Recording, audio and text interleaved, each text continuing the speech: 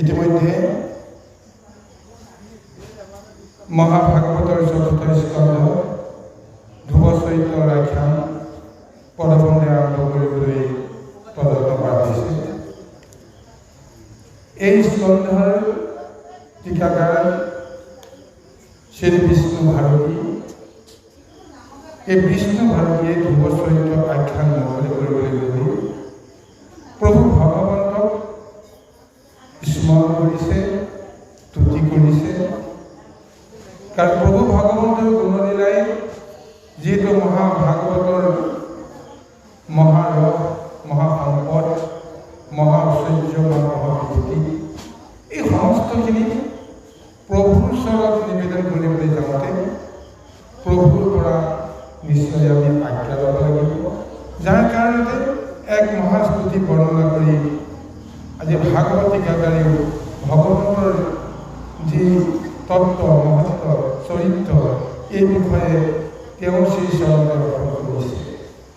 জয় নম নাৰায়ণ সৰ্ববিঘ্নি বিনাশন ভকত বৎসল দয়াময়, যাৰ অংশে অৱতৰি নানাবিধ মূৰ্তি ধৰি সৃষ্টি স্থিতি কৰ্ম। প্ৰভু ভগৱন্তৰ যিটো ৰহস্য সুন্দৰভাৱে প্ৰভুৰ ওচৰতে সমৰ্পণ কৰিছে। সেই প্ৰভু নাৰায়ণ বুলি কোৱা হৈছে। যি প্ৰভু নাৰায়ণ এই সৃষ্টিৰ প্ৰথমতে তেওঁ নিৰাকাৰ নিৰঞ্জন হ'লেও শ্ৰী নাৰায়ণৰ ৰূপত এটা শ্ৰী ৰূপ লৈ জগতত প্ৰথমতে তেওঁ ৰূপ দৰ্শন দিয়াইছে। আৰু সেই শ্ৰী নাৰায়ণৰ পৰাই গোটেই জগতৰ আৰম্ভণি হৈছে, সৃষ্টি হৈছে। সেই নাৰায়ণ জগতৰ সৰ্ববিঘ্নি নাশক মহাতত্ত্ব, যি সদায় ভকতক দয়া কৰে, সদায় ভকতক কৃপা কৰে আৰু ভকতৰ দাস হিচাপে তেওঁ সদায় কৰ্ম কৰিবৰ কাৰণে তেওঁ ৰৈ থাকে। আৰু সেই প্ৰভু ভগৱন্তে নিজৰ অংশৰ পৰাই নিজৰ স্বৰূপটো প্ৰকাশ কৰিবৰ কাৰণে নানা সময়ত নানা ধৰণৰ মূৰ্তি ধৰে আৰু সেই মূৰ্তিৰ জৰিয়তে সৃষ্টি স্থিতি প্ৰলয় এই সমস্তখিনি তেওঁ কৰি আছে। সেইজন প্ৰভু ভগৱন্তক আমি নিৰাকাৰ বুলি কৈছোঁ। সেইজন প্ৰভু ভগৱন্তৰ আদিও নাই, অন্তও নাই, যাক অনাদি বুলি কৈছোঁ, যাক অনন্ত বুলি কৈছোঁ। আৰু সেইজন প্ৰভু ভগৱন্তৰ শ্ৰী চৰণত যদি আমি নমস্কাৰ কৰোঁ, দণ্ডৱতে যদি আমি প্ৰণিপাত কৰোঁ, তেতিয়াহ'লে সেই প্ৰভু ভগৱন্তৰ দয়া পাম, কৃপা পাম। ইয়াৰ বাহিৰে আমাৰ এই সংসাৰত কোনো কৰ্ম নাই, কোনো অৰ্থ নাই। সেইকাৰণে আজি ভাগৱত টীকাকাৰীও প্ৰভু ভগৱন্তৰ গুণানুচৰিত্ৰ টীকাকৰণ কৰিবলৈ যাওঁতেও প্ৰভু ভগৱন্তৰ শ্ৰীচৰণতে পৰি কৌটি কৌটি নমস্কাৰ কৰিছে, মিনতি কৰিছে। জানো চাওক, প্ৰভু ভগৱন্তে তেওঁ চিত চেতনা জ্ঞান বুদ্ধি প্ৰদান কৰি সেই প্ৰভু ভগৱন্তৰ তত্ত্বক নিবন্ধ কৰিবলৈ কৃপা কৰে। আজি এনেদৰে মহান ভগৱন্তৰ তত্ত্বক যেনেকৈ বুজিছে তেনেকৈ প্ৰভু ভগৱন্তৰ শ্ৰীচৰণত পৰি তেওঁ ভগৱন্তৰ লীলা বৰ্ণনাৰ কাৰণে আগবাঢ়িছে। আজি এই চতুৰ্থ স্কন্ধ যি ধ্ৰুৱ চৰিত্ৰৰ কথা কোৱা হৈছে, প্ৰকৃতপক্ষে গোটেই মহাভাগৱতখনত প্ৰভু ভগৱন্তৰ যিমানবিলাক লীলা কৰ্ম, লীলা মাহাত্ম্য নিবন্ধ কৰা হৈছে, চাবলৈ গ'লে মনোবংশৰ এক বংশাৱলী মহাভাগৱতৰ জৰিয়তে দাঙি ধৰিবলৈ যত্ন কৰা হৈছে। সৃষ্টি যেনেকৈ প্ৰভু ভগৱন্তে প্ৰথমতে ব্ৰহ্মা বিষ্ণু মহেশ্বৰক মায়াগাৰে যি সৃষ্টি কৰিলে, তাৰপিছত ব্ৰহ্মাৰ দ্বাৰা সংসাৰখন স্বজনৰ দায়িত্ব আৰম্ভ কৰিলে। তাৰপিছত স্বয়ম্ভূ মনুৰ জৰিয়তে মনুষ্য বংশৰ গতিধাৰা সৃষ্টি কৰিবলৈ যাওঁতে সেই মনুষ্য বংশ বা মনু বংশৰ বিস্তৃত যিটো বিৱৰণ, তাৰ মাজতেই প্ৰভু ভগৱন্তে সেই মনু বংশতে নানা ধৰণৰ অৱতাৰ ধাৰণ কৰি বিভিন্ন সময়ত তেওঁ লীলা কৰিছে।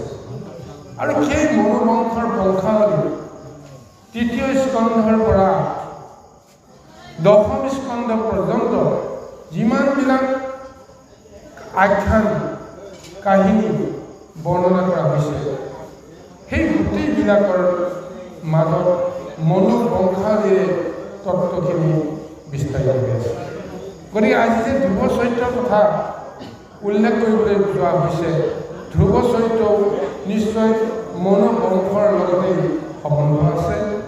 আৰু এই মনোবংশতেই প্ৰভু ভগৱন্তে নানা সময়ত নানা ৰূপটো তেওঁ ধাৰণ কৰি তেওঁৰ লীলাখিনি প্ৰৱৰ্তন কৰি আছে।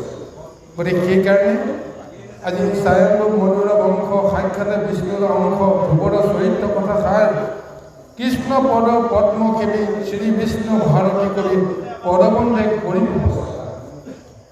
মনত যি এটা সংকল্প আহিল যে প্ৰভু ভগৱন্তৰ চৰিত্ৰ কথা স্বয়ম্ভৱ মনুৰ বংশৰ ধ্ৰুৱ চৰিত্ৰৰ আখ্যানৰ জৰিয়তে ক'বলৈ বিচৰা হৈছে। আৰু এইখিনি কৰ্ম কৰিবলৈ যাওঁতে সাধু সন্ত মহন্ত গুৰুস্থানীয় লোকসকলকো কৰজোৰে তেওঁ প্ৰাৰ্থনা কৰিছে। কিবা কাৰণত যদি পদ ৰচনাত যদি সুখ হ'ব পাৰে, নজনাৰ ফলত কিবা সংযোগ কৰিবলৈ যাওঁতে ত্ৰুটি বিচ্যুতি হ'ব পাৰে। গতিকে সাধু সন্ত মহন্ত সমস্তক সেই গুণ দোষ এই সমস্তক বিচাৰ কৰি দয়া কৰিব, ক্ষমা কৰিব, কৃপা কৰিব, আশীৰ্বাদ কৰিবৰ কাৰণে নিবেদন কৰিছে। আৰু কৈছে যে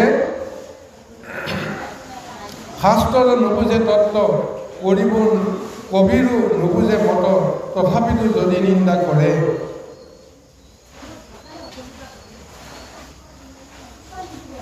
নিজজনে গালি দেও সাধুৰ আপদক হয় তাতকোদ নাহিকে আমাৰ।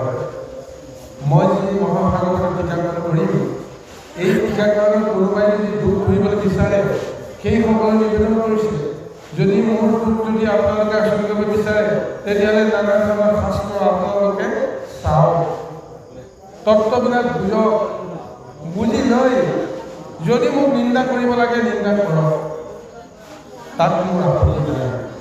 নিন্দা কৰিলেও মোৰ অকণমান দুখ নহয়।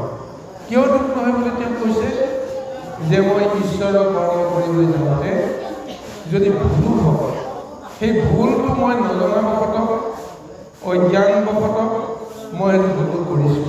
কিন্তু কোনোবা যদি সন্ত সাধু মহন্ত গুৰুৱে যদি মোৰ ভুলটো আঙুলিয়াই দি মোক নিন্দা কৰে, আচলতে নিন্দা নহয়, মোক কৃপা কৰে।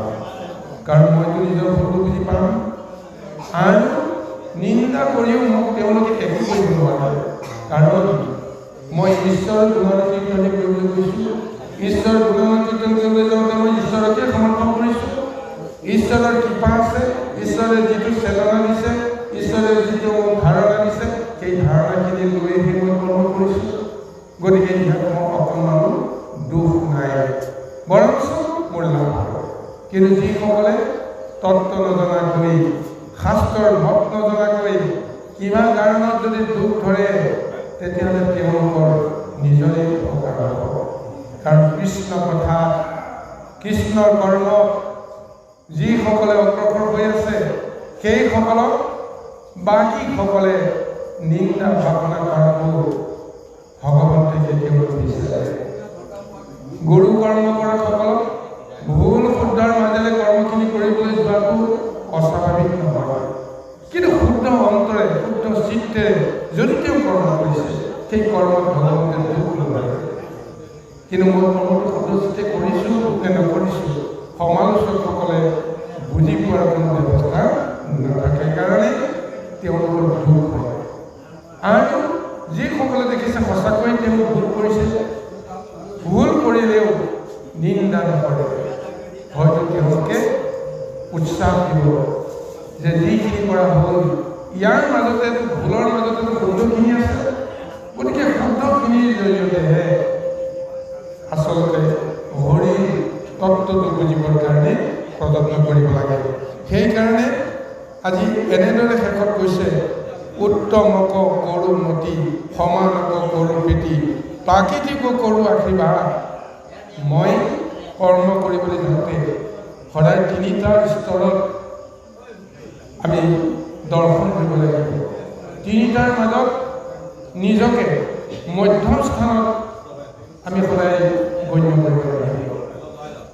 উত্তম স্থান আছে মোতকৈ যি স্থানত শ্ৰেষ্ঠসকল আছে, গুৰুসকল আছে। আৰু আমাৰ নিজৰ সমকক্ষ সমপৰ্যায়ৰ যিসকল আছে সেইটো সমান এটা স্থানত আমি গণ্য কৰিব লাগে। কিন্তু আমাতকৈ কিছুমান মহলতি আছে, আমাতকৈ কিছুমান দিনহীন আছে। গতিকে সেইসকলৰ প্ৰতিও এটা কৰ্তব্য আছে। গতিকে উত্তমক আমি সৎকাৰ কৰিবলৈ কোৱা হৈছে, সেৱা কৰিবলৈ কোৱা হৈছে, পূজা কৰিবলৈ কোৱা হৈছে, যিসকল আমাতকৈ শ্ৰেষ্ঠ। আৰু আমাৰ সমপৰ্যায়ৰ যিসকল সেইসকলৰ লগত সাম্য আৰু মৈত্ৰী ভাৱনাৰে আমি সম্বন্ধ কৰিব লাগিব। আমাতকৈ যিসকল নিজ সেইসকলক দয়া কৰিব লাগিব, কৃপা কৰিব লাগিব, মৰম কৰিব লাগিব, আশীৰ্বাদ দিব লাগিব। এনেদৰে আমি যদি সমস্ত লোকৰ লগত সম্বন্ধ কৰোঁ তেতিয়াহ'লে মন বুদ্ধি সমস্তবিলাক শুদ্ধ হৈ পৰিব। আৰু সেই শুদ্ধি ভাৱনাৰে কৰ্ম কৰিলে ঈশ্বৰৰ নিশ্চয় কৃপা পোৱা যাব আৰু নুবুজাখিনিও নিশ্চয় আমি বুজিব পাৰিম। এই তত্ত্বটোকে কৈ সদায় প্ৰভু ভাগৱতৰ গুণগান কীৰ্তন মনেৰে লোকে ধ্যান কৰিবলৈ কোৱা আছে, মুখেৰে উচ্চাৰণ কৰিবলৈ কোৱা হৈছে, তপ কৰিবলৈ কোৱা হৈছে, চপ কৰিবলৈ কোৱা হৈছে। তেতিয়াই প্ৰভু ভাগৱতৰ আচল তত্ত্বটো আমি বুজি পাম। বাৰু ৩ নম্বৰ গুণস্থ ইয়াৰ পিছত দুলৰী চন্দ্ৰ মূল ভাগৱতৰ যি আখ্যান ধ্ৰুৱ চৰিত্ৰৰ বিষয়ে ক'বলৈ আৰম্ভ কৰিব। আহক আমি পদক্ষেপে আগবাঢ়িছোঁ। কৃষ্ণ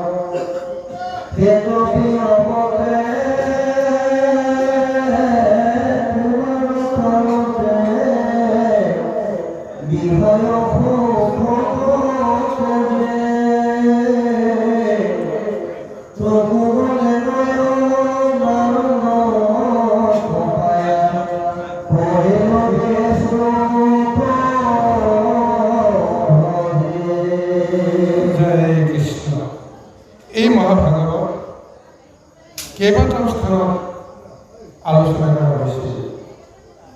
সকলোৱে জানিব যে বৈকুণ্ঠৰ এই মহাভাগৱত পদ্মকল্পত প্ৰভু ভগৱন্তে ব্ৰহ্মাক প্ৰদান কৰিছিল। শ্ৰীনাৰায়ণ ৰূপত ব্ৰহ্মাই এই ভাগৱত প্ৰদান কৰিছিল নাৰদক, নাৰদে ব্যাসক, ব্যাসে শুকমণি, শুকমণিয়ে দিছিলে পৰীক্ষিতক, আৰু পৰীক্ষিতক দিওঁতে সেই শুকমণিয়ে দিয়া ভাগৱত উগ্ৰশ্বাসেও কোনেও গম নোপোৱাকৈ সেই ভাগৱত তেওঁ শুদ্ধ ৰূপত ধাৰণ কৰিছিল। আৰু সেই মহাভাগৱত নমিকা অৰণ্যত উগ্ৰশ্বাসতে ২৮ বছৰ লিখিৰ আগত সেই মহাভাগৱত প্ৰদান কৰিছিল, যি মহাভাগৱত আজি কলিযুগৰ লোকসকলে লাভ কৰিছে। এই মহাভাগৱত কেইবাটাও আখ্যান, কেইবাটাও সংবাদৰ এক মহাসংযোগ। বিভিন্ন সময়ত এই মহাভাগৱত বিভিন্ন সময়ত বিভিন্ন জনৰ আগত কোৱা হৈছিল, আৰাধনা হৈছিল। তাকে কেইবাটাও সংবাদৰ লগত আলোচনা হৈছে। যি মহাভাগৱত নাৰায়ণ ক্ষেত্ৰত শুকমণিয়ে পৰীক্ষিত কৈছিল বা নমিকা অৰণ্যত উগ্ৰশ্বাসৰ জৰিয়তে ২৮ বছৰ লিখিমণি প্ৰদান কৰিছিল। সেই সংবাদৰ ভিতৰত আমি মুখ্য সংবাদ হিচাপে আৰু সকলোৱে পাই আহিছোঁ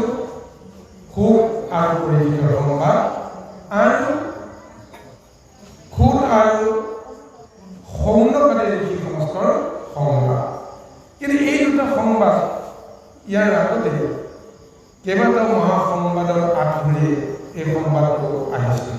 সেইকেইটা হৈছে বিদুৰ, মৈত্ৰেয় সংবাদ আৰু বিদুৰ আৰু উদ্ধৱৰ সংবাদ, নাৰদ আৰু যুধিষ্ঠিৰৰ সংবাদ, এনেদৰে কেইবাটাও সংবাদৰ সংযোজন হৈছে বৃহৎ কলেজৰ এই মহাভাৰত।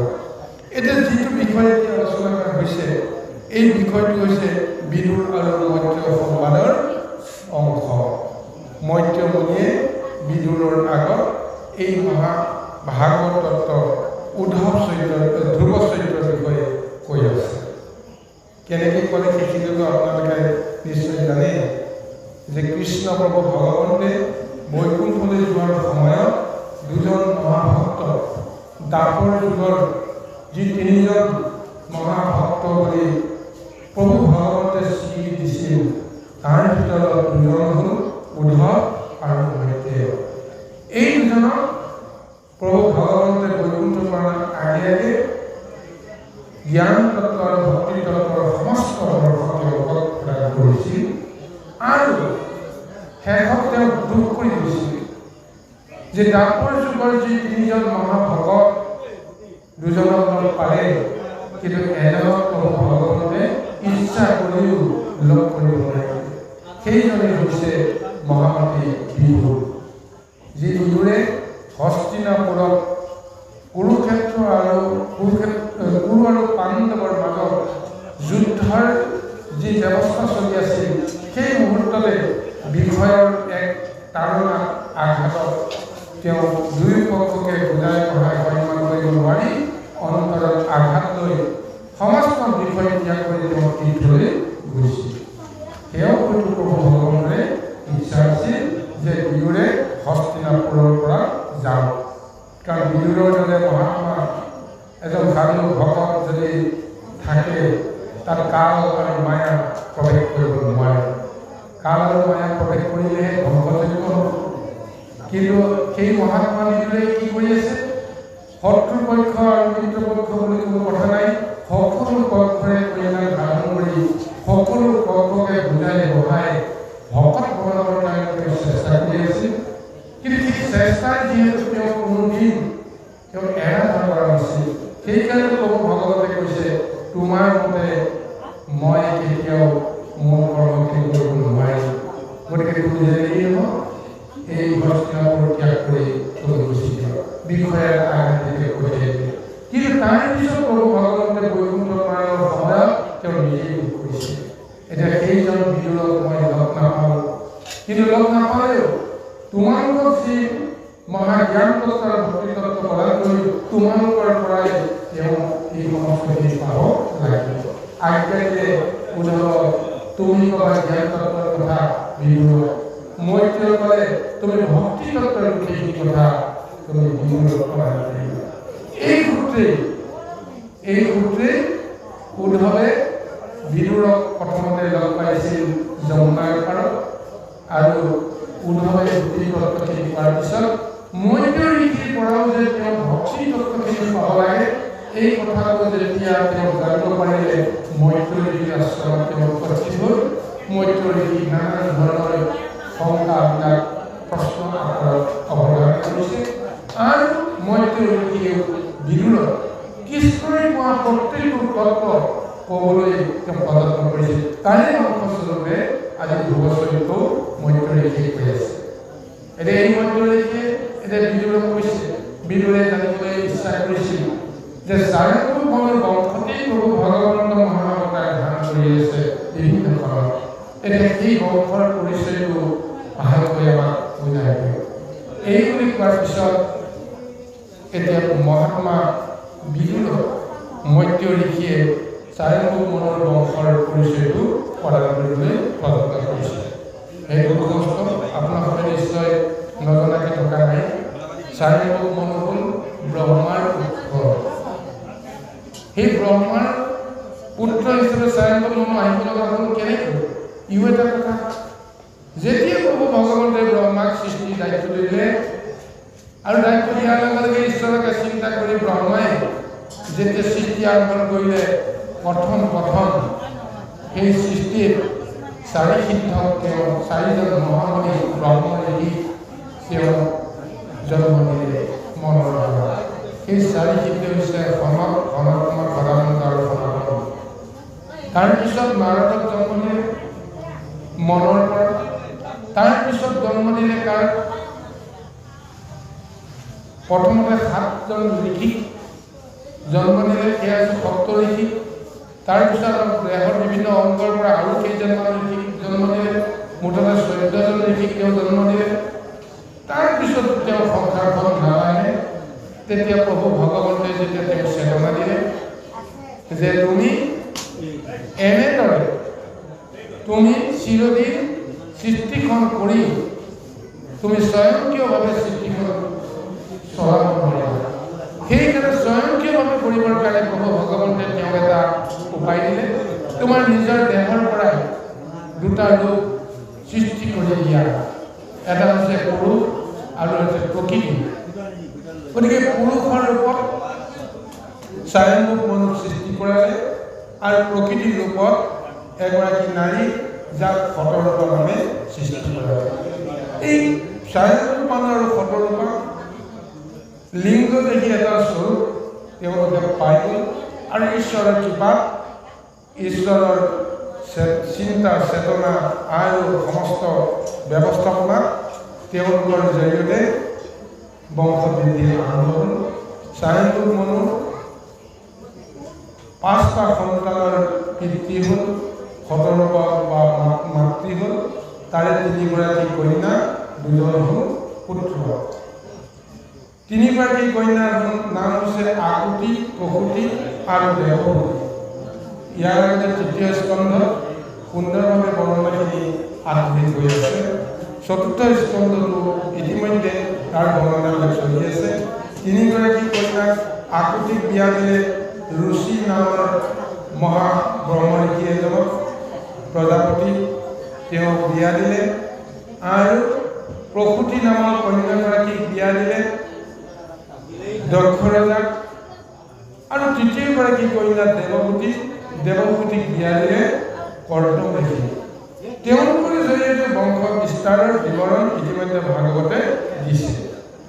এতিয়া 2জন পুত্ৰ, সেই 2জন পুত্ৰৰ বংশ বিৱৰণৰ ব্যৱস্থাখিনি আনি দিছে।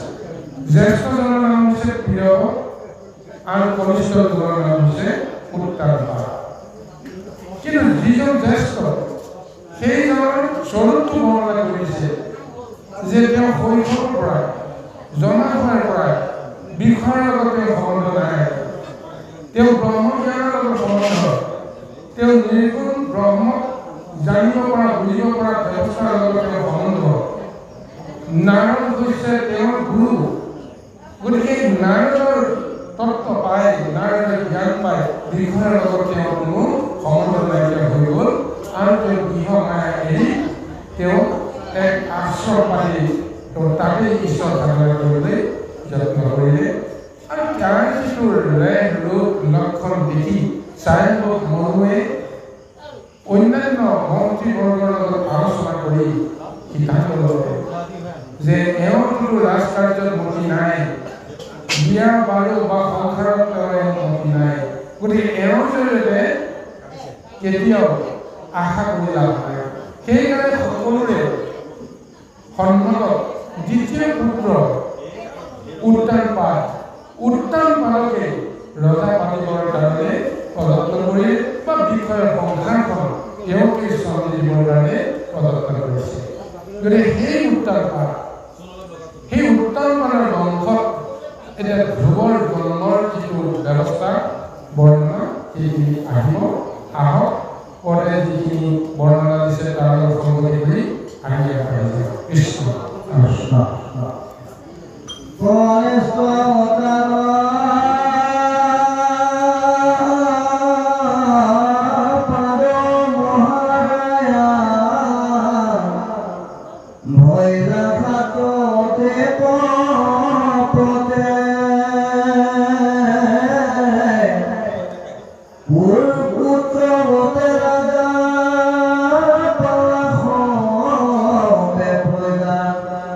যেন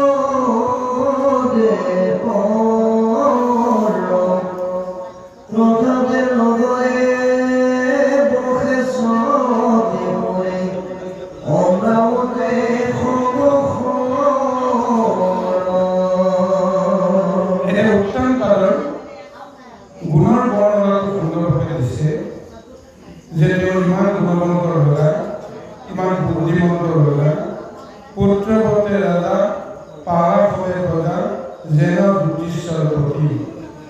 আজি সেই উত্তম পদক এনেদৰে তেওঁ গুণৰ মহিমাৰে তেওঁ প্ৰশংসিত কৰিছে।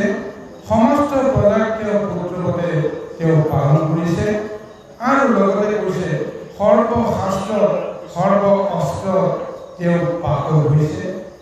কাৰণ ৰজা হ'লে অস্ত্ৰ শস্ত্ৰ তেওঁ পাকল হ'ব লাগিব, শাস্ত্ৰৰ জ্ঞান থাকিব লাগিব।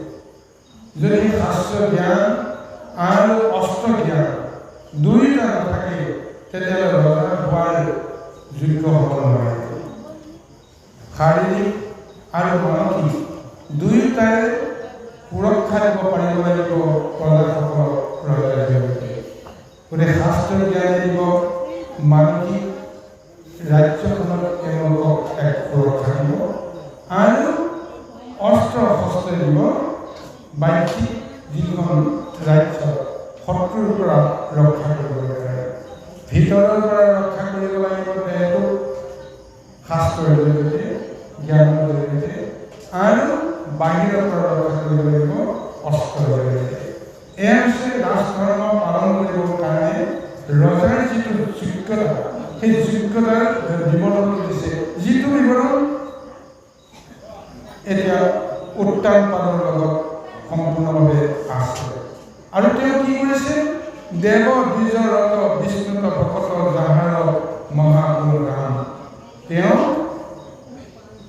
দেৱতাসকলক আৰু ব্ৰাহ্মণসকলক, বিষ্ণু ভকতসকলক যেনেকৈ শ্ৰদ্ধা কৰে, যেনেকৈ ভক্তি কৰে, সেই শ্ৰদ্ধা আৰু ভক্তিত তেওঁৰ গুণ যশ কীৰ্তি সকলোৱে প্ৰচাৰ কৰিবলৈ বাধ্য হ'ব লগা হয়। আৰু তেওঁ কুশাৱৰ্ত নামৰ যিখন ঠাইত বা দেশত তেওঁ শাসন কৰিছিল বা ৰজা কৰিছিল, সেই ৰজাৰ যিটো ৰাজধানী কুশাৱৰ্ত ইন্দ্ৰপুৰীতকৈ কোনো কাৰণতে নিচ নহয়, কম নহয়, এনেদৰে এটা বৰ্ণনা দিছে। আৰু সেই কুশাৱৰ্ত নামৰ দেশৰ ৰাজধানীখনৰ নাম আছিল বৰক্ষেত্ৰী।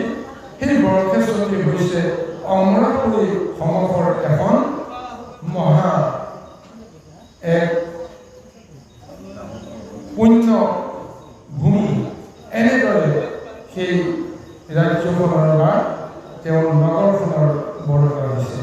তাত কেনেদৰে তেওঁ শাসন কৰি আছিল সেই বৰ্ণনাটো দিছে। আহক ইয়াৰ পিছত পৰৱৰ্তী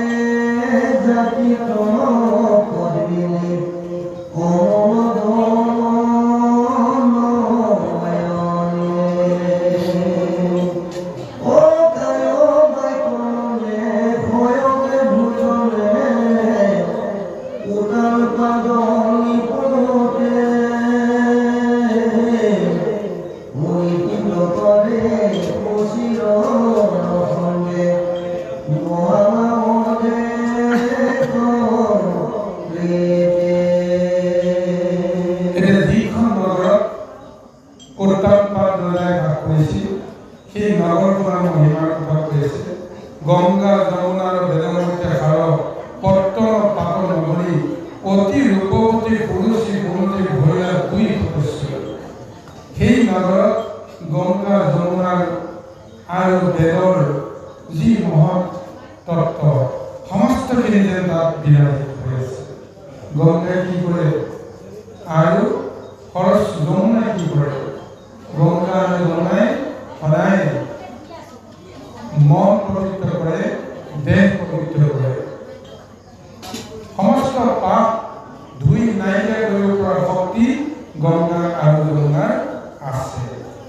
আৰু জ্ঞান দৰ্শনৰ সমস্ত তত্ত্ব বেদৰ মহাত্মৰে প্ৰদান কৰা হয়।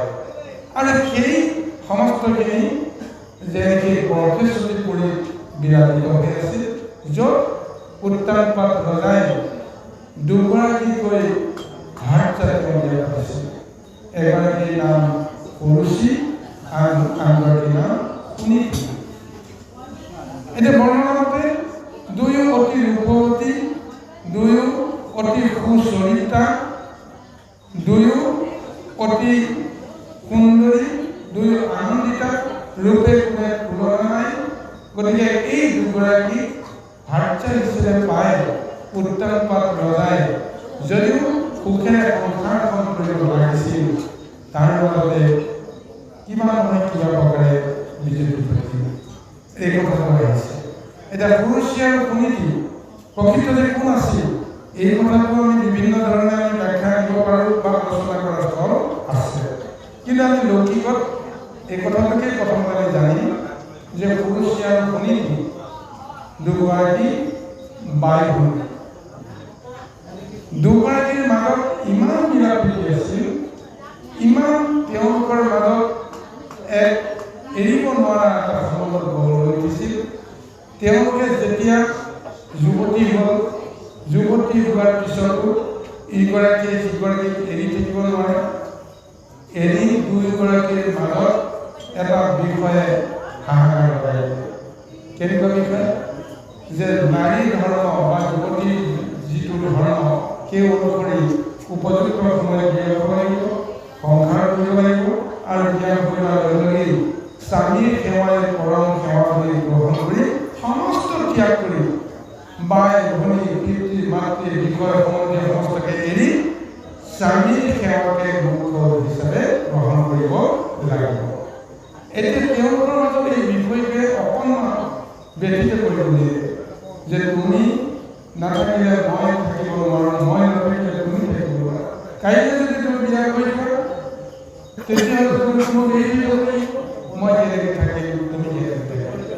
গতিকে তেওঁলোকৰ মাজত এটা আলোচনা হ'ল, আলোচনা সিদ্ধান্ত কৰিলে যে আমি যদি একেলগে থাকিব লাগে মৰমে চেনেহে, তেতিয়াহ'লে যদি বিয়া নহ'লে নহয়, সংসাৰ নকৰিলে নহয়, আমি একেজনকে আমি বিয়া পাওঁ, একেজনকে আমি স্বামী গ্ৰহণ কৰিম, তেতিয়াতো আমি একেলগে থাকিব পাৰিম। সিদ্ধান্ত হৈ যোৱা অনুসৰি এতিয়া কোনেও ভবাই নাছিল যে কাৰ লগত বিয়া হ'ব। সৌভাগ্যক্ৰমে উত্তানপাত ৰজাৰ লগত পুনীতিৰ বিয়া সম্পূৰ্ণ হৈ গ'ল। পুনীতি আছিল জ্যেষ্ঠা, তেওঁ ডাঙৰ। গতিকে ডাঙৰগৰাকীয়ে প্ৰথমতে সামাজিক নীতিমতে বিবাহ হ'ব লাগিব। তাৰপিছত যেতিয়া আগৰ যিখিনি তেওঁলোকৰ মাজত কথোপকথন আছিল, এতিয়া সেই অনুসাৰে এতিয়া পুৰুষেও সেইগৰাকীৰ লগত সেইজনৰ লগতে তেওঁ বিয়া হ'ব লাগিব, তেওঁকে স্বামী গ্ৰহণ কৰিব। কিন্তু কৰিব কেনেকৈ? সেই মুহূৰ্তটো কৰিব পৰা সামাজিক কোনো ব্যৱস্থা নাই। যেনেকৈ তেওঁলোকৰ মনৰ মাজত বিষয়টো ৰৈ আছে। কিন্তু তাৰপিছত দুয়োগৰাকীৰ মাজত যিহেতু আগতেই কথাবোৰ হৈ আছিল, পুৰুষেতো সেই উত্তানপাত ৰজাক স্বামী হিচাপে পাবৰ কাৰণে তেওঁক আকাংক্ষা কৰি মনৰ মাজত এটা আকৰ্ষণ আহিল। তাৰে সুযোগ গ্ৰহণ কৰি পুনীতিও সন্মতি দিবলৈ তেওঁ কুণ্ঠাবোধ কৰিলে। ৰজাক তেওঁ খালি ধৰিলে যে আপোনাৰ যদি মত আছে, মিল আছে, আৰু পুৰুষেও যদি ভাবি আছে, আপুনি তেওঁক ভাৰ্যা হিচাপে গ্ৰহণ কৰক, আমি এইটো বিষয়ৰ সৈতে উত্তানপাত ৰজাৰ লগত দুয়োগৰাকীৰ বৈবাহিক সম্বন্ধ আৰম্ভ হ'ল। কিন্তু আহি গ'ল বিষয়ৰ এটা সমস্যা। নাৰীৰ সহজাত যিখিনি মানে প্ৰবৃত্তি, এতিয়া সেই প্ৰবৃত্তি অনুপাতে কাম ভাৱনাৰে গোটেই জগতখন জিকিবৰ কাৰণে এটা ভাৱনা, সেই ভাৱনাৰ দুয়োগৰাকীৰ ভিতৰত কনিষ্ঠগৰাকীৰ মনত বেছিকৈ উভতি উঠিছে। কাৰণ কনিষ্ঠগৰাকী জানে যে জ্যেষ্ঠগৰাকীৰ মুখ্য অধিকাৰ থাকে সংসাৰত স্বামীৰ ওপৰত, দ্বিতীয়গৰাকীৰ সেই অধিকাৰ নীতিগতভাৱে কম থাকে। কথাটো হয়নে নহয়? গতিকে তেওঁৰ মনত এনেকুৱা কিছুমান বাসনা জাগিব যে মই স্বামীক নিজৰ কৰি পাবৰ কাৰণে মই যেনেকেই নহওক মই যত্ন কৰিব লাগিব। আৰু তেতিয়াৰ পৰাই এতিয়া সদ্য বিবাহিত এগৰাকী নাৰীয়ে স্বামী সেৱাৰ জৰিয়তে কামনা বাসনা নিজৰ সুখ ভোগৰ ব্যৱস্থাখিনি যেনেকৈ চিন্তা কৰে, ঠিক তেনেকৈ সেইগৰাকী নাৰীয়ে অলপ জোৰদাৰ ভাৱনাৰে স্বামীক তেওঁ কাৰ্য কৰিবৰ কাৰণে যত্ন কৰে। আৰু ডাঙৰগৰাকী সাধাৰণতে ধৈৰ্যশীলা হয়, সহনশীলা হয় আৰু মৰম চেনেহৰ গুণটো তেওঁ অলপ গতিকে কনিষ্ঠসকলৰ প্ৰতি যিহেতু মৰম আছে, সেইকাৰণে তেওঁ কিছু কিছু ক্ষেত্ৰত অকণমান হ'লেও তেওঁ সহজভাৱে ধাৰণা কৰাৰ ফলত এদিন লাহে লাহে গম পাই গ'ল যে ৰজাৰ মন বিচলিত কৰিবৰ কাৰণে কুৰুচি তেওঁ সক্ষম হ'ব। আৰু আপোনা আপুনি কোনেটি তেওঁ নিজে নিজে অৱজ্ঞাৰ পাত্ৰী হ'বলৈ আৰম্ভ কৰে। এই বিষয় সূত্ৰে হোৱা এটা ব্যৱস্থা, এই ব্যৱস্থাৰ মাজত দুই বাই ভনীৰ মাজত এটা পাৰ্থক্য আহিব। বিষয় নোহোৱালৈকে পাৰ্থক্য হোৱা নাছিল, কিন্তু বিষয় যেতিয়া তাত বাং ল'লে তেতিয়াই পাৰ্থক্যটো আহি গৈছিল। আৰু এটা সময়ত তাক দেখিব মানে এৰাই হোৱা কথা ভাবিব পৰা নাছিল, দেখা দেখি নহ'লে থাকিব নোৱাৰিছিল। আৰু এটা সময়ত সেই ভাৱনা বিপৰীতমুখী এটা ব্যৱস্থাৰ মাজেৰে এৰাই হোৱাকে কামনা কৰা হ'ল, দেখা দেখি নহ'লে যে ভাল এনেকুৱা এটা ভাৱনা আহিব। আহকচোন ইয়াৰ পিছত আমি পঢ়াবলৈ পুনৰ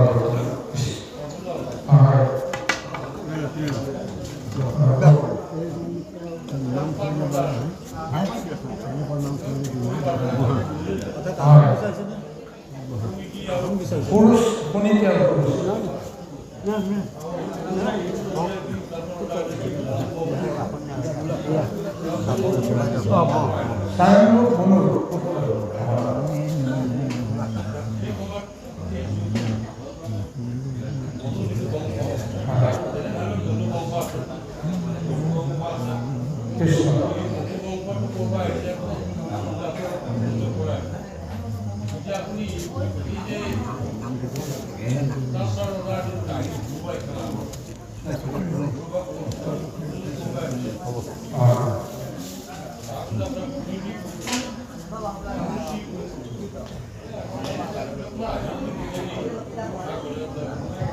কৃষ্ণ অধিক সময় আমি বিষয়খিনি অলপমান য'ত তেনেকৈ চমকীয়া আলোচনা কৰিবৰ কাৰণে আমি সদায় যত্ন কৰোঁগৈ। যেতিয়া আপুনি বিষয়টো উপস্থাপন কৰি আশা সহজ হ'লোঁ বা যিখিনি হওক এতিয়া আমি ক'ব লাগিব এই মনোমোহনসকলে মন্দিৰৰ ব্ৰহ্মাই সৃষ্টি পাতনিৰ সময়ৰ কথা, যিখিনি সময়ত ভগৱতে সৃষ্টিখন বিকাশ কৰিবৰ কাৰণে এটা ব্যৱস্থাৰ মাজত গৈ আহিছে। এইখিনি সময়ত প্ৰকৃততে ক'বলৈ গ'লে যুগ আৰম্ভ হোৱা সৃষ্টি চলিহে আছে। সৃষ্টি পৰ্যায়টো যেতিয়া এটা পৰিপূৰ্ণ ৰূপ হ'ব, পৰিপূৰ্ণ ৰূপ হোৱাৰ পিছতহে যুগ আৰম্ভৰ ব্যৱস্থাটো আহিব। তাৰপিছতে সত্য, টেকা, দাপৰ, কলি ইত্যাদি ইত্যাদি ব্যৱস্থাৰ মাজেৰে আহিব। বাৰু যিখিনি হওক এতিয়া আহি পুৰুষে আৰু শুনিবি কাক কৰক নামৰ লগত তাৰ এটা তত্ত্বটো জড়িত হৈ আছে। এনেইতো নামটো নকয়, নামৰ লগত এটা তাৰ ৰহস্য বা অৰ্থ থাকিব লাগিব। এতিয়া এইগৰাকী ডাঙৰগৰাকীক নাম দিলে শুনিবি, যাৰ নীতিটো শুদ্ধ, যাৰ নীতিয়ে কাৰো মনত দুখ কষ্ট আঘাত একো নিদিয়ে, যি নীতিয়ে নিজৰ লগতে আনকো সুখী কৰিব বিচাৰে। গতিকে সেই গুণটো যাৰ আছে সেই হৈছে শুনিবি। কিন্তু পুৰুষী শব্দটোৱে তাৰ এটা বেলেগ এটা মানে অৰ্থ বুজায়। ৰুচি, ৰুচি মানে কি? আমাৰ যিটো অভ্যাস, সেই খাদ্য অভ্যাসেই হওক বা মনৰ মানে আনন্দৰ উপভোগৰ এটা অভ্যাসেই হওক, তাৰ এটা ৰুচিবোধ যিটো কৰিলে যিয়ে ভাল পায় সেইটো হৈছে ৰুচি। নিজৰ ইচ্ছামতে ভালদৰে চলিবলৈ যাৰ যেনেকুৱা এটা ভাৱনা আছে সেইটোকে কৈছে ৰুচি। যদি সেই ৰুচিটো নিজৰ লগতে জগতৰো যদি কিবা নহয় কিবা এটা যদি শুভ দিশ এটা যদি কৰে তেতিয়াহ'লে সেইটো কোৱা হৈছে সুৰুচি। আৰু যিটো ৰুচিয়ে যিটো অভ্যাসে সমাজত নিজৰ বাহিৰে বেলেগৰ কথা নাভাবি সেই ৰুচিটো কৰিবলৈ যাওঁতে আনৰ অপকাৰ হয়, সেইটো কোৱা হৈছে কুৰুচি। কিন্তু এতিয়া যে এই কুৰুচি নামটো যে দিলে, এই কুৰুচি নামক কুৰুচি নামটো দিব লাগিছিল, দিয়া নাই। তাৰ এটা নিশ্চয় কাৰণ আছে। তেওঁ যে নিজৰ ৰুচিবোধৰ কথাটো চিন্তা কৰিছে আৰু চিন্তা কৰোঁতে এনেকুৱা এটা অৱস্থালৈকে আহিল, নিজে যিমানেই বেয়া বুলি নাভাবক ভাল বুলি নাভাবক আপোনাৰ বুলি তাৰ ফলাফল কিন্তু সমাজত কিবা প্ৰকাৰে ভাল এটা দিশে প্ৰতিপন্ন হৈছে। গতিকে সেইকাৰণে কৈছে নিজৰ কৰ্মৰ কাৰণে নিজে নজনাকৈ সমাজত যদি এটা ভাল এটা ৰূপ পায় সেই ৰূপটোকে কোৱা হৈছে কুৰুচি। এতিয়া আমাৰ পৰৱৰ্তী সময়ত বৰ্ণনাখিনি আহিব। কুৰুচি কিহৰ কাৰণে এই নামটো অতি পবিত্ৰতাৰে নামটো তেওঁ ধাৰণ কৰিব পাৰিব, তাৰ কি গুণ আছে, কুৰুচিৰ কি গুণ আছে, এই কথাটো নিশ্চয় পিছত আমি আলোচনা কৰিম। যেনেকৈ এই ব্যৱস্থাৰ মাজেৰে এতিয়া বিষয়খিনি আগবাঢ়িছে। আহক সুন্দৰ সময়ৰ লগত আমি সংগতি ৰাখি পদৰ লগত সংগতি ৰাখি আমি আলোচনা কৰিবলৈ যত্ন কৰোঁ। কৃষ্ণ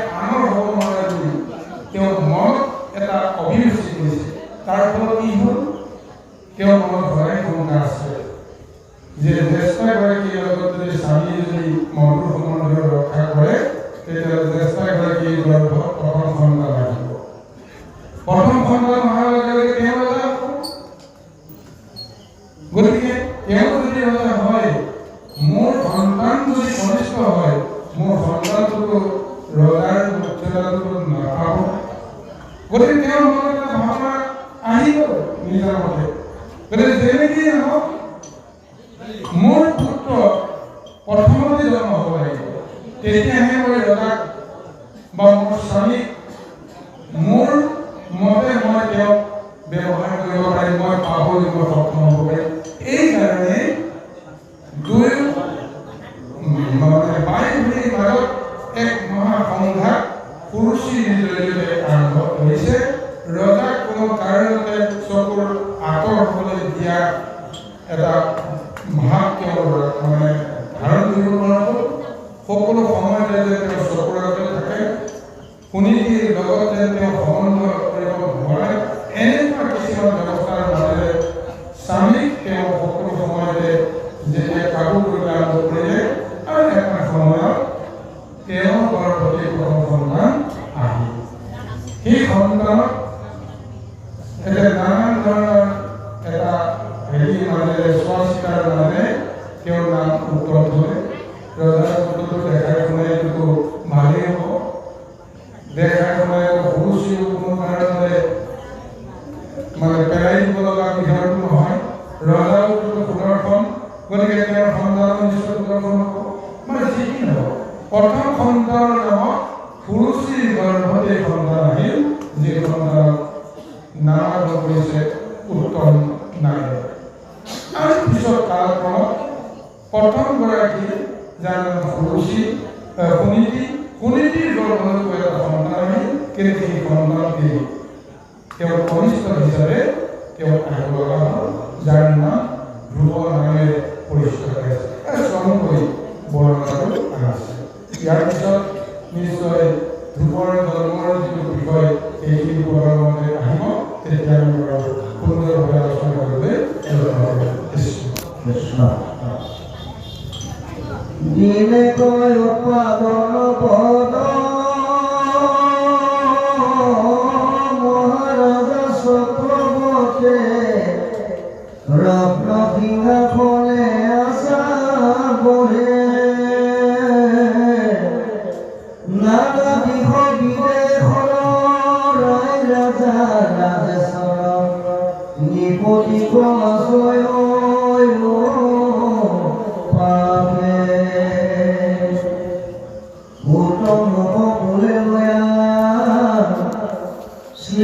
পাতে বন্ধ হইয়া পঢ়া বন্ধ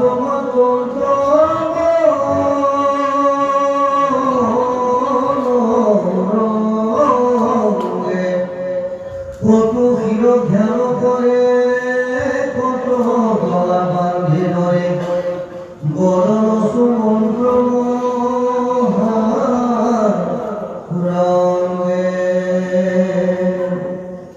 কুৰুচিও সেই ঠাই পুতৰ আনন্দ চাই নিপতিক পাশে ধুলে কিৰু গণসংগে খেলাই ফুৰ ৰংগে সেইখানে পৰে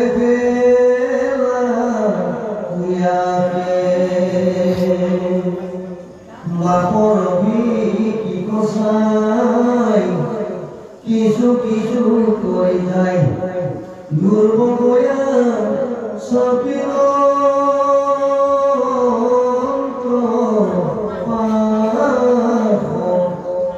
বাপৰ আকৌ যায় মনে নকৰিও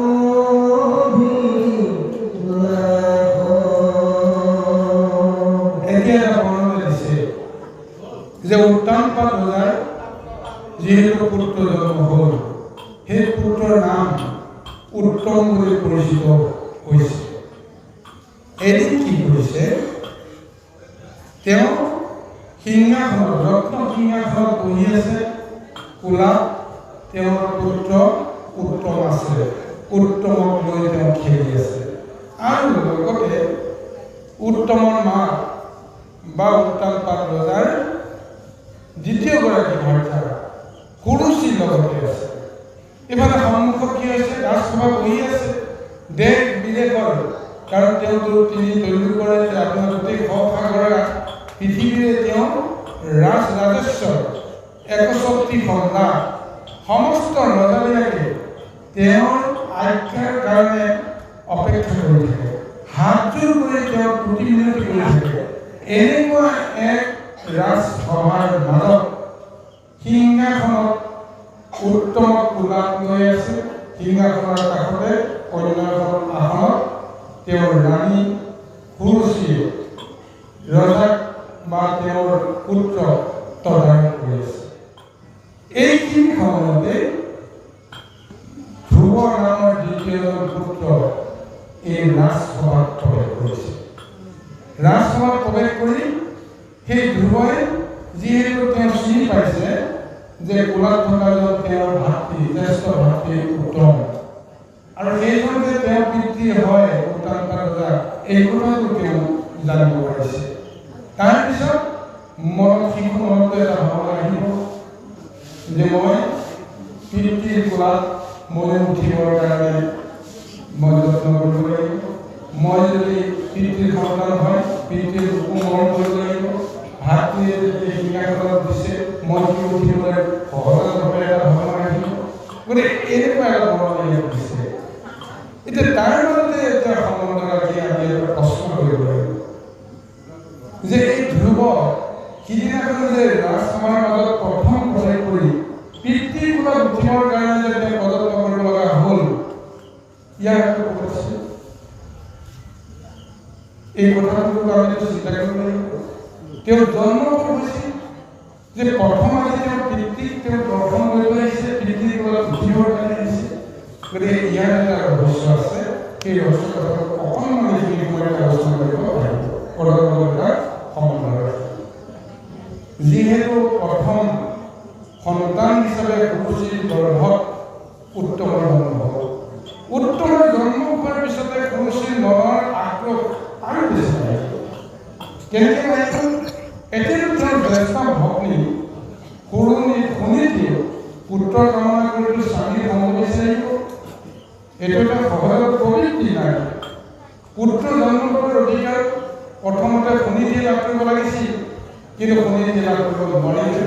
সুৰুচিয়ে লাভ কৰাৰ পিছত এগৰাকী নাৰী হিচাপে তেওঁৰ যিটো স্বামীৰ প্ৰতি থকা যিটো অধিকাৰ বা নাৰীৰ যিটো এটা অধিকাৰ, সেই অধিকাৰ লৈ তেওঁ নিশ্চয় যদি আগবাঢ়ি আহে তেতিয়াহ'লে ৰজাক লৈ তেওঁ পুনৰ মোৰ ওচৰৰ পৰা আঁতৰাই দিয়ে। এনেকুৱা ভাৱনা এটা তেওঁ মনত তীব্ৰতা হোৱাৰ কাৰণে ৰজাৰ মনত এনেকুৱা কিছুমান দিগবাস্ত সময় দিলে, যাৰ কাৰণত সুনীতিক ৰাজ্যৰ পৰাই নগৰৰ পৰাই বাহিৰ কৰি দিবলৈ ৰজা বাধ্য হৈ গ'ল। আৰু সেইখিনি সময়ত বিষয়ৰ বাসনাই ৰজাক কেনেকৈ কাম কৰিব দিলে চাওকচোন বাৰু। এটা সুযোগ লাভ কৰিলে। ৰজাৰ যেতিয়া প্ৰথম পুত্ৰ জন্ম হৈছে, প্ৰথম পুত্ৰ জন্ম হোৱাৰ সূত্ৰে তেওঁলোকৰ মৰম চেনেহ বাসনা তীব্ৰতৰ স্বাভাৱিক, যাৰ জৰিয়তে এগৰাকী নাৰীয়ে পুত্ৰ সন্তান উপহাৰ দিছে ৰাজ্যৰ কাৰণে বা তেওঁৰ কাৰণে। গতিকে সেইজনে এইগৰাকী প্ৰতি আসক্তি বাঢ়ি যোৱাটো এটা স্বাভাৱিক। যিহেতু বিষয়ী, এই বিষয়ী ৰজাজনৰ কাৰণত সেইটো সুযোগতে সুনীতিক অনাদৰ কৰিবৰ কাৰণে তেওঁ বাধ্য হৈ পৰিল। গতিকে নগৰৰ পৰা তেওঁ সুনীতিৰ সুৰুচিৰ প্ৰথমতে যেতিয়া বাহিৰ কৰি দিলে, তেওঁ গৈ আশ্ৰয় লৈ গ'ল হাবিৰ বনৰ মাজত, য'ত ঋষিমুনি সমস্তে আশ্ৰম কৰি গৈ আছে। সেই ঋষিমুনিসকলৰ আশ্ৰমৰ দাঁতিতেই এটা জুপুৰি ঘৰ সাজি হ'লেও সেই ঋষিমুনিসকলৰ আশ্ৰয়তে তেওঁ যেনে যেনে জীৱন নিৰ্বাহ কৰিবৰ কাৰণে তেওঁ বাধ্য হ'ল। কিন্তু এগৰাকী নাৰী হিচাপে তেওঁ যিহেতু তেওঁ সুনীতিত থকা এগৰাকী নাৰী, কাৰো কনিষ্ঠ সাধন কৰিব নিবিচাৰে আৰু নিজৰ ধৰ্ম কোনো কাৰণতে তেওঁ ত্যাগ কৰিবলৈ নিবিচাৰে। স্বধৰ্ম অটুট ৰাখিও কৰ্ম কৰিবলৈ যাওঁতে সদায় তেওঁ ঈশ্বৰৰ চিন্তা কৰি আছিল আৰু সেই ঈশ্বৰৰ ওচৰতে তেওঁ তুতি কৰি আছিল, হে প্ৰভু, মই যদি এগৰাকী সতী সাধ্বী নাৰী হওঁ, ধৰ্মপ্ৰাণ নাৰী হওঁ, তেতিয়াহ'লে ময়ো পুত্ৰ সন্তানৰ মাতৃ হ'ব লাগিব। আপুনি মোক কৃপা কৰক। যে এই সময়ত স্বামী সংগ পোৱাটো সহজ নহয়, কাৰণ শত্ৰুৰ বেগ পুৰুষী আগত বাধা পাচি হৈ ৰৈ আছে। গতিকে এই নেদেখাজনকে তেওঁ সদায় বুজি আছে, হে প্ৰভু তুমি যদি কৃপা কৰা মোৰ যে মনৰ আকাংক্ষা পূৰণ হয়, মই যদি সতীসাধী নাৰী হয় সন্তান লাভৰ কাৰণে পতিৰ পৰা মই বঞ্চিত হ'লেও মই পৰৰ প্ৰতি মই কেতিয়াও আশ্ৰয় ল'ব নোৱাৰোঁ, কাৰণ পৰৰ প্ৰতি আশ্ৰয় কৰা মানে সতীত্ব ধৰ্ম নষ্ট হোৱা, এক বেবিচাৰী নাৰীত পৰিণত হোৱা। গতিকে যিটো কোনো কাৰণতে সমিতিয়ে আশা কৰিব নোৱাৰে, ভাবিব নোৱাৰে। সেইকাৰণে পৰম প্ৰভু ভগৱন্তকে তেওঁ সহায় কৰিছে, হে প্ৰভু তুমি মোৰ মংগল কামনা কৰা, মোৰ মনৰ বাঞ্ছা তুমি পূৰণ কৰা। যেনেকেই নহওক পতিৰ অন্তৰত মোৰ প্ৰতি এটা ভাৱনা জগাই দিয়া, এনেকুৱা এটা ভাৱনা কৰি সহায় কৰি কৰিছে। আৰু প্ৰভু ভগৱন্তে তেওঁৰ প্ৰতি এদিন শুনিলে এটা লীলা কৰি তেওঁৰ ওচৰলৈকে সেই স্বামী লৈ আহিবৰ কাৰণে এটা পৰিৱেশ দিলে। ৰজাৰ মনত এটা ভাৱনা আহিল, ৰাজধৰ্ম ৰক্ষা কৰিবৰ কাৰণে যাওঁতে, ৰাজ প্ৰবৃত্তি এটা ৰক্ষা কৰিবলৈ যাওঁতে ৰজাইতো আপোনাৰ ধনুকাৰে বনত স্বীকাৰ কৰা, বিনিময় কৰা এটা ধৰ্ম আছে। গতিকে তেওঁৰ মনত সেই ভাৱনাটো সোমাই দিয়ে যে তুমি বহুদিন স্বীকাৰ কৰা নাই, তুমি স্বীকাৰ কৰা গ'ল, স্বীকাৰ কৰি গৈ স্বীকাৰ কৰা, সেই স্বীকাৰ আমি বহুদিন ব্ৰাহ্মণক ভোজন দিয়া নাই, ব্ৰাহ্মণক তুমি ভোজন দিব লাগে। গতিকে বনলৈ তেওঁ প্ৰভু ভগৱন্তে স্বীকাৰৰ সন্ধানত লৈ গ'ল। আৰু তেওঁ অকলে যোৱা লগত অন্য সময়লৈ কৰিছিল, কিন্তু দুৰ্ভাগ্যৰ কথা সিদিনাখন ক'তো তেওঁৰ স্বীকাৰ নহয়। ইফালে ভোকে পিয়াহে ৰ'দৰ পীড়া তেওঁৰ জৰ্জৰিত হৈ গৈছে, অন্তৰমনটো শুকাই গৈছে। এটা সময়ত তেওঁ অকণমান পানীৰ কাৰণে তেওঁ সন্ধান কৰিব লগা হৈছে, ক'ত মই পানী বিচাৰি পাওঁ। গৈ গৈ গৈ গৈ পানীৰ সন্ধানত গৈ এটা জুপুৰি পায়। জুপুৰিটো দেখাৰ পিছত চিন্তা কৰিলে ইয়াতে সোমাই অকণমান পানী অলপমান খুজি দিলে, বিচাৰি দিলে, তেওঁ খাই অন্তৰৰ তৃষ্ণাটো পূৰাব, ভাগৰটো জোৰাব। ঠিক তেনেকৈ তেওঁ যেতিয়া ওচৰলৈ গৈ আছে, ওচৰলৈ গৈ কুটিৰৰ পৰুই মুখ পোৱাৰ লগে লগে তেওঁ মন পাইছে নিশ্চয় ক'ৰবাত এই ভিতৰত কোনোবা আছে বুলি তেওঁ ধাৰণা কৰিছে। কিন্তু চোতালত গৈ তেওঁ যেতিয়া মাত দি আছে, কাৰো মাত ক'ব নোৱাৰে। বহুত সময় ধৰি ৰজা ৰৈ আছে, ইফালে অতিষ্ঠ হৈছে। তেওঁ অনুভৱ কৰিছে কোনো আছে। তাৰপিছত তেওঁ যেতিয়া খঙত অগ্নিশৰ্মা হৈ এটা সময়ত তেওঁ উগ্ৰ মাতে মাতিব নোৱাৰা হ'ল যে কোন আছে ভিতৰত, মই ইমান সময় চিঞৰি আছোঁ, মই তই চিনি পোৱা নাই। গতিকে মই ৰজা, আৰু যদি মোৰ আজ্ঞা অৱজ্ঞা কৰি আছ তেতিয়াহ'লে কেতিয়াও এই ৰাজ্যত শান্তি থাকিব নোৱাৰিব, ঘূৰ দণ্ড পাব লাগিব ইত্যাদি যিটো আপোনাৰ অভিমানেৰে সৈতে যেতিয়া তেওঁ চিঞৰি মাতিব লগা আৰম্ভ কৰিলে, কিছু সময়ৰ পিছত লাহেকৈ তাৰপিছত দেখিছে মলিয়ন বস্ত্ৰৰে নিজৰ গৰ্ভ কৰি থাকি এগৰাকী যে তপস্বী ব্ৰাহ্মণী তেওঁৰ ওচৰলৈ আহি আছে। হাতত এটা গিলাচ লৈছে বা এটা পাত্ৰত পানী অলপ লৈ অকল হাতখনেহে তেওঁ বস্ত্ৰৰ মানে বাহিৰত আছে, বাকী বস্ত্ৰৰে তেওঁ ঢাকি আছে। লাহেকৈ যেতিয়া আগুৱাই দিছে পানীৰ পাত্ৰটো, ৰজাই পানীৰ পাত্ৰটো লোৱাৰ মুহূৰ্তত হঠাতে সেই নাৰীগৰাকীটো হাতৰ আঙুলিত স্পৰ্শ হৈ গ'ল। স্পৰ্শ হৈ যোৱাৰ লগে লগে কি হ'ল সেইগৰাকী নাৰী ক'ব নোৱাৰে। হঠাৎ তেওঁ হাতৰ পৰা পাত্ৰটো পৰি গ'ল আৰু থৰ থৰ কঁপি তেওঁ যেতিয়া হতভম্ব হৈ গ'ল, মুহূৰ্তৰ ভিতৰতে তেওঁ মূৰৰ পৰা গোটেই কাপোৰখন যেতিয়া ফুলকি গ'ল, মুখখন ধৰা পৰি গ'ল।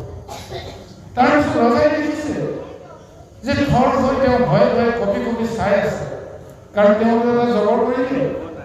পানী পাত্ৰটো দিছিলে কিন্তু পেলাই দি সেই পানী পাত্ৰটো নষ্ট কৰিলে আৰু ৰজাৰ আজ্ঞাও তেওঁ ভংগ কৰিলে। নিশ্চয় ক্ৰোধিত হ'ল ৰজা। তাৰপিছত ৰজাই ভাল বিচাৰিছিলে যে এইগৰাকী নাৰী কোন? এইটো চাবলৈ তেওঁ যিমান যত্ন কৰিছিলে যে ক'ৰবাত তেওঁ মিল আছে, কিবা চিনাকি দিছে, কোন এইগৰাকী নাৰী? বহু সময়ৰ পিছত যেতিয়া ঘৰ হৈ চাই আছে, তাৰ পিছত ৰজাই চিনি পাই গ'ল, এয়াতো আন কোনো নহয়, এয়াতো তেওঁৰ প্ৰথম পত্নী, এয়া কোনো সৰু শনিতিয়ে হয়। তেতিয়াই তেওঁ সৰ্বশৰীৰে কঁপি উঠিছে। মনৰ ভাৱনাবিলাকে ইমান বেছি তেওঁক এতিয়া জোকাৰিবলৈ আৰম্ভ কৰিছে যে এগৰাকী ৰাণী থাকিব লাগে ক'ত, আছে ক'ত? যিটো ৰূপ সঞ্চয়টো থাকিব লাগিছিল অন্তঃপুৰত, আজি মলিয়ন বস্ত্ৰ পৰিধান কৰি এতিয়া মুখ লুকাই থাকিব লগা হ'ল কিয়? এনেকুৱা ভাৱনাই তেওঁক এনেকৈ জৰ্জৰিত কৰিলে, এনেকেই তেওঁক দুখিত কৰিলে। যি কি নহওক কান্দি কান্দিয়ে এতিয়া শনিতিয়ে যেতিয়া তেওঁ কৰে যে আপোনাৰ গাত দুখ নাই, এয়া মোৰ দৈৱৰ দুখ, দৈৱৰ দুখৰ কাৰণে মই আজি আপোনাৰ পৰা আঁতৰি থাকিব লাগে। এইখিনি সময়তো ৰজাৰ প্ৰতি অকণমান ক্ৰোধ ভাৱনা তেওঁ অহা নাই। কি নীতি আছে চাওক। কিন্তু তেওঁ এইটোৱেই কৈছিল যে মোৰ দুৰ্ভাগ্য এটাই যে পূৰ্বজন্মত কিবা নহয় কিবা এটা মনত আছিল, যাৰ কাৰণে মই আপোনাৰ বঞ্চিত হৈ আছোঁ। কিন্তু ৰজাই সেই সময়তে সিদ্ধান্ত ল'লে, মই আচলতে প্ৰতি ধৰ্ম ৰক্ষা কৰিব লাগিব। তোমাৰ নাৰীত্বৰ মৰ্যাদা মই নিশ্চয় ৰক্ষা কৰিব লাগিব। গতিকে ঈশ্বৰে হয়তো এইটোকে বিচাৰিছে, সেইকাৰণে আজি মই তোমাক এনেকুৱা এটা অৱস্থাত পাওঁ। তেতিয়া লগে লগে তেওঁৰ যিসকল সহযোগী সৈন্যসকলক তেওঁ এটা বাৰ্তা দি পঠিয়াই, মই আজি এই আশ্ৰমতে থাকিম, তোমাৰ কাৰণে গুচি যোৱা। কিন্তু এইগৰাকী নাৰীৰ লগতে তেওঁৰ কিবা গোপন এটা সাক্ষাৎ হৈছে, সম্বন্ধ হৈছে, এইখিনি কথা কোনেও গম নাপায়। আৰু সেইদিনাখনেই সেই কুটিৰতে শনিতিৰ লগতে ৰজাই এটা ৰাতি ধাৰণ কৰিছে। তাৰ ফলস্বৰূপে সেই শনিতিৰ গৰ্ভত এটা সন্তান আহিল। সেই সন্তানটো হৈছে ধ্ৰুৱ। ধ্ৰুৱ যেতিয়া ডাঙৰ হ'বলৈ আৰম্ভ কৰিছে, লগৰ লগৰীয়াবিলাকৰ লগত যেতিয়া খেলা ধূলা কৰিছে, সেই তেতিয়াই ইজনে সিজনে নিজৰ পিতৃ পৰিচয় বুজাবুজি কৰি তেওঁক ব্যৱস্থা কৰিব যে তোমাৰ পিতৃ কোন। এতিয়া সেই পিতৃৰ পৰিচয়টো তেতিয়া যেতিয়া মাকক সুধিলে, মাকে ক'লে তোমাৰ পিতৃ আছে, তুমি কিয় চিন্তা কৰিছা? তুমি মোৰ সন্তান, তোমাৰ পিতৃ কোন সেইটো জানিব নালাগে, তুমি মোৰ সন্তান। কিন্তু শেষত তেওঁ ক'ব লগা হ'ল যে এইটো ব্ৰাহ্মণৰ কথা, যিখিনি সকলোকে কৈছে। গতিকে এগৰাকী নাৰী, ইয়াতো এগৰাকী ডাঙৰ তাৎপৰ্য আছে। এগৰাকী নাৰী বিবাহিতা হওক অবিবাহিতা হওক, কিবা কাৰণত যদি স্বামীৰ পৰা পুত্ৰ পাবলৈ তেওঁ সক্ষম নহয়, বংশ ৰক্ষাৰ কাৰণে হওক বা মনৰ বাঞ্ছক ৰক্ষাৰ কাৰণে হওক, তেওঁ যদি শুদ্ধ মনেৰে কাৰোবাৰ পৰা স্বামী দান বিচাৰে, পুত্ৰ দান বিচাৰে, তেতিয়াহ'লে দুখাইৰ পৰা তেওঁ পুত্ৰ দান পাব পাৰে। বিধিয়ে এটা সংস্কাৰ দিছে। এটা হৈছে দেৱ, আনটো হৈছে ব্ৰাহ্মণ। দেৱতাৰ পৰা পুত্ৰ দান বিচাৰিব পাৰে, ব্ৰাহ্মণৰ পৰা পুত্ৰ দান বিচাৰিব পাৰে এগৰাকী নাৰী, সি বিবাহিতা হওক কিংবা অবিবাহিতা হওক। নাৰীৰ সহজাত যিটো অধিকাৰ সৃষ্টি, তেওঁ জন্ম হ'লে তেওঁ নাৰীত্বৰ মৰ্যাদা ৰক্ষা কৰি সন্তানৰ অধিকাৰী হ'ব লাগিব। কাৰ যদি পাব, হয় ব্ৰাহ্মণ, নহয় দেৱতা।